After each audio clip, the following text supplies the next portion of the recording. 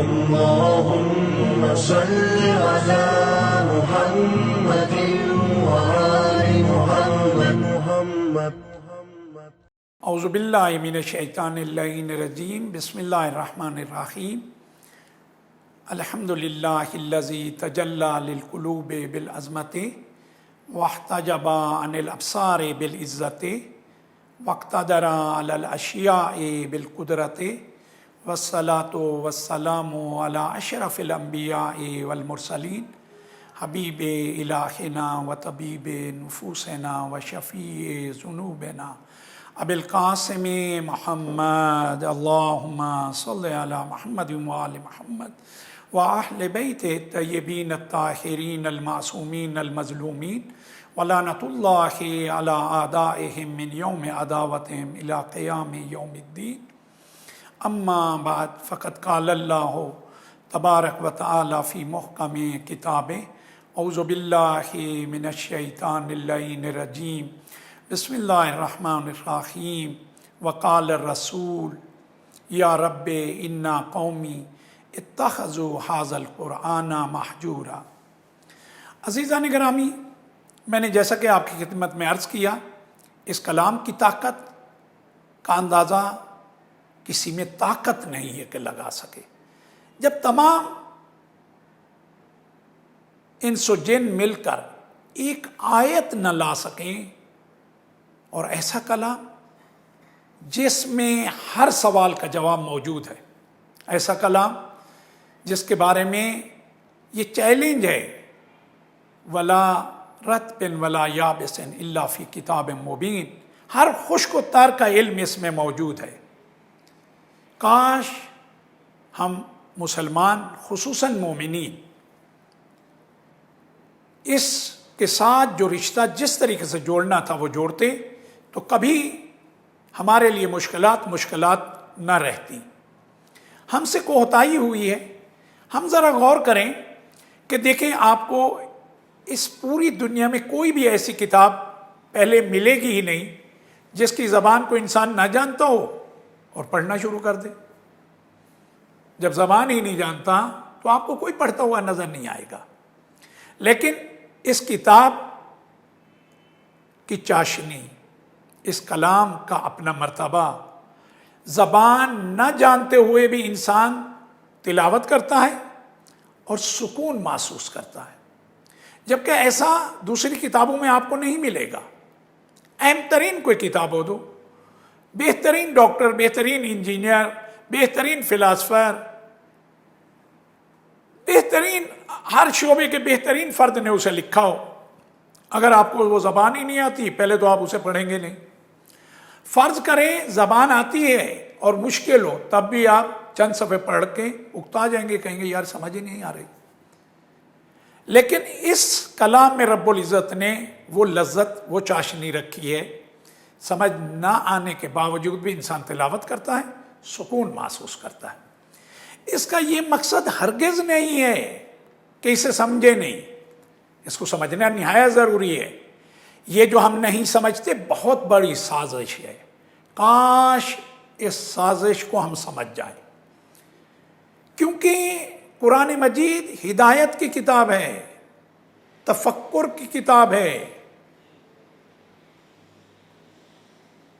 اور یہ وہ کتاب ہے جس میں ہماری تمام مشکلات کا حل موجود ہے، ہر سوال کا جواب موجود ہے.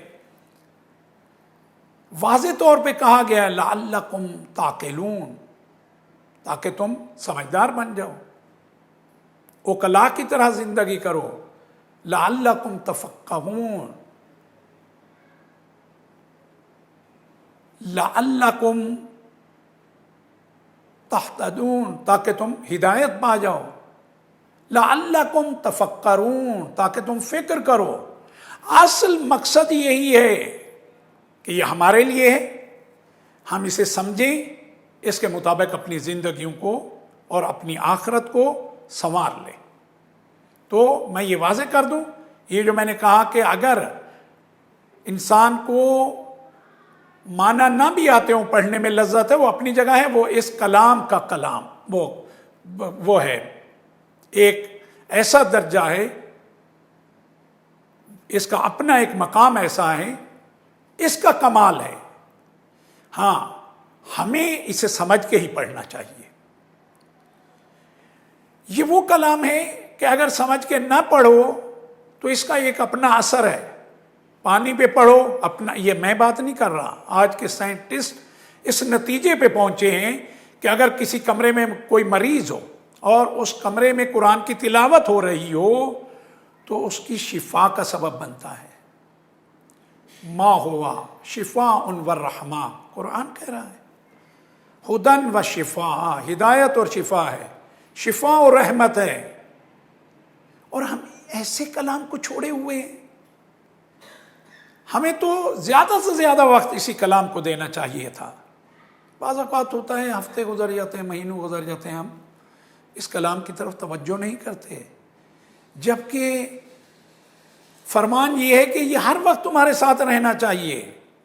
روایت میں ہے کہ جس کو بھی رب العزت اور آخرت پہ ایمان ہے، جو شخص ذات حق اور آخرت پہ، روز قیامت پہ ایمان رکھتا ہے، پیغمبر اکرم فرماتے ہیں اسے چاہیے کہ وہ نماز پنجگانہ کے بعد ادھر ادھر توجہ کیے بغیر اسی تشہد کی حالت میں جب تاکیبات کو انجام دے رہا ہے، سورہ توحید کی ایک بار تلاوت کرے۔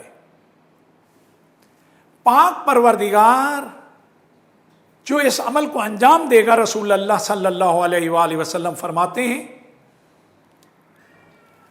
اس کے لیے دنیا و آخرت کی خیر کو جمع فرما دے گا۔ دنیا و آخرت کی خیر، خیر الدنیا والآخرہ، آپ سوچیں دنیا کی خیر اور آخرت کی خیر، جو اس سورہ توحید کی ہر نماز کے بعد تلاوت کرے گا۔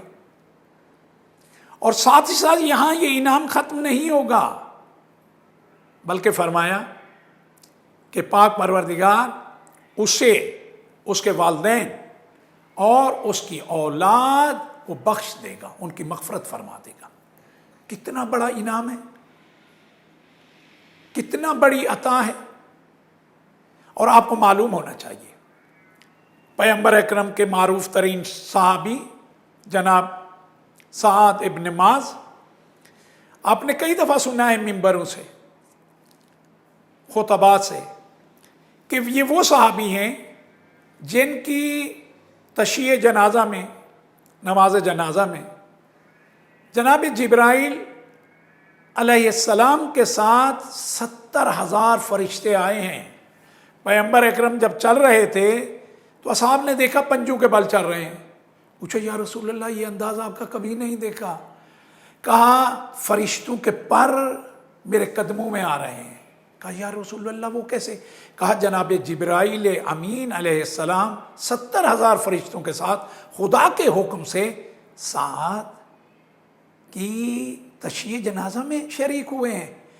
کہا یا رسول اللہ ایسا کون سا عمل تھا کہ پاک پروردگار نے یہ انعام عطا کیا؟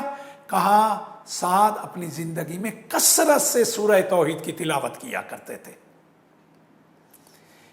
اس کی عطا کی کوئی حد نہیں ہے۔ حتیٰ آپ کو اور مجھے ایک اور حکم دیا گیا ہے کہ دیکھو ہمیشہ قرآن کے ساتھ رہو، ہمیشہ اہل بیت کے ساتھ رہو۔ اور یہاں میں یہ پیغام ضرور دوں گا، پیغمبر اکرم کے فرزند، آپ کے اور میرے، ہم سب کے مولا و آقا امام حسین علیہ السلام نے یہ بات ثابت کر دی کہ دیکھو میرے نانا تمہیں یہ کہہ کے گئے ہیں کہ تمہارے درمیان قرآن و اپنی اہل بیت کو چھوڑ کے جا رہا ہوں، یہ ایک دوسرے سے جدا نہیں ہوں گے مگر یہ کہ جب تک میرے پاس مل کر یہ حوض کوثر پہ حاضر ہوں گے۔ نو کے نیزہ پہ تلاوت کر کے بتا دیا کہ ہمارا تن تم ہمارے سر سے جدا کر سکتے ہو لیکن ہمیں قرآن سے جدا نہیں کر سکتے۔ میرے نانا جو فرما گئے سچ فرما گئے۔ اور ساتھ ہی ساتھ یہ بھی عرض کر دوں کہ روایت میں ہے پیغمبر اکرم فرماتے ہیں جو شخص بھی جب اپنے گھر میں داخل ہو تو چاہے گھر وہ خالی ہی کیوں نہ ہو، کہے السلام علیکم ورحمۃ اللہ اور اس کے بعد اس سورہ توحید کی ایک بار تلاوت کرے تو پاک پروردگار اس گھر سے فقر و فاقے کو دور فرما دیتا ہے، اس گھر میں رزق کی فراوانی فرماتا ہے۔